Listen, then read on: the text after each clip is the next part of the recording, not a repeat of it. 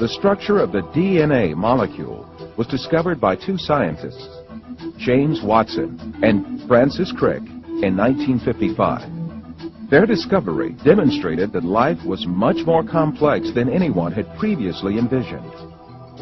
Himself a confirmed evolutionist, Francis Crick, who received a Nobel Prize for this discovery, came to confess that a structure like DNA could never have emerged by chance.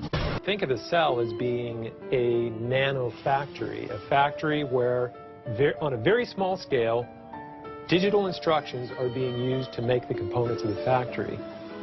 Here we have the famous DNA double helix. You can see the two helical strands that are intertwined and wind around each other on the outside of the molecule. This is the material that stores all of our genetic information. In higher life forms, this will be the equivalent of something like a gigabyte of information stored in the molecules that form the individual chromosomes, all packed within the nucleus, which is a tiny fraction of the entire cell size. So what does DNA do? Well, the information in DNA ends up providing the information for sequencing the amino acids to make proteins. We have information in a one-dimensional form that provides the information for a three-dimensional form. If we attempt to write down the information in the DNA, this would take up approximately 1 million pages.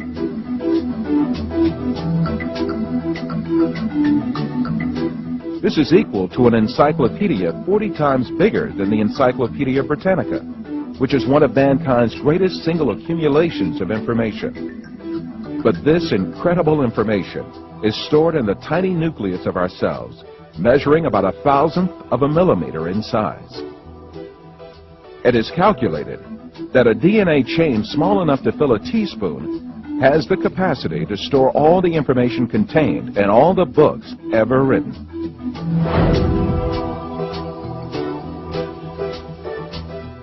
Of course, such an amazing structure could never have been. The theory of evolution, which sees life as the result of mere coincidences and haphazard happenings, is helpless to explain anything in the face of the incredible complexity of DNA. The information that is stored in the DNA molecule is pointing back to a designing intelligence. Now, why do I say that? It has to do with what we know about the cause and effect structure of the world. Our local hero in Seattle, Bill Gates, says that DNA is like a software program, only much more complex than any we've ever created. And that's a very suggestive remark because we know that programs always come from programmers. And in fact, we know generally that information, whether it's in a computer program or a hieroglyphic inscription or in a headline in a newspaper or a block of text in a book, information always comes from an intelligent source. So when we find information in the DNA molecule, the most logical thing to conclude is that it, too, had an intelligent source. Now, Dr. Werner Gitt is an information specialist. Since we're talking about information, we'll go to an information specialist. He wrote a book called In the Beginning Was Information that you and I both love. And in his book he says this: a code system is always the result of a mental process. It requires an intelligent origin or inventor. It should be emphasized that matter as such is unable to generate any code. All experiences indicate that a thinking being voluntarily exercising his own free will, cognition, and creativity is required. He goes on to say, there is no known law of nature, no known process, and no known sequence of events which can cause information to originate by itself in matter. Now, do you realize what a serious problem that is for the evolutionists? It's a tremendously serious problem. Here's an information specialist saying that information never comes from naturalistic processes. It always requires intelligence. A living cell is comprised of thousands of tiny parts that work in harmony. To make a comparison, within the cell, there are power stations, high-tech factories, a complex data bank, huge storage systems, advanced refineries, and a seemingly conscious cell membrane that controls what enters and leaves the cell. In order for the cell to survive, all of these organelles have to exist at the same time.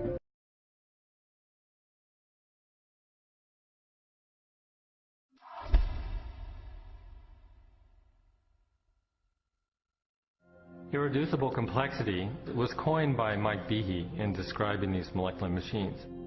Basically what it says is that you have multi-component parts to any given organelle or system in a cell, all of which are necessary for function. That is, if you remove one part, you lose function of that system.